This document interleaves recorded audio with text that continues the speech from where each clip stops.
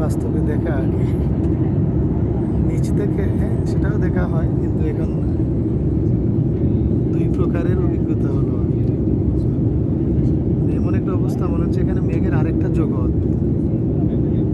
International flight, basically local ফ্লাইটও মেঘের উপরে দিয়েই যায়, কিন্তু মেঘের অনেক লেয়ার আছে। লোকাল ফ্লাইটগুলো হয়তো একটা লেয়ারের উপর দিয়ে যায়, বা দেশের অভিজ্ঞতা বলছি। আর বিদেশে দেখলাম লোকাল ফ্লাইটও মেঘের কয়েকটা লেয়ারের উপর দিয়ে যায়, অর্থাৎ অনেকগুলো স্তর আছে আর কি মেঘের।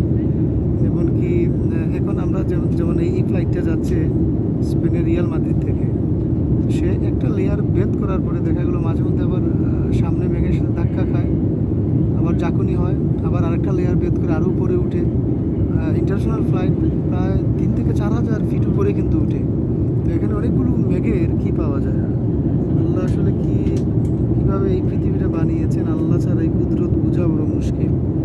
এই মুখগুলো ভাসমান ঘুরে বেড়াচ্ছে, মনে হয় কি যে মেঘের এখানে বোধহয় আরেকটা পৃথিবী।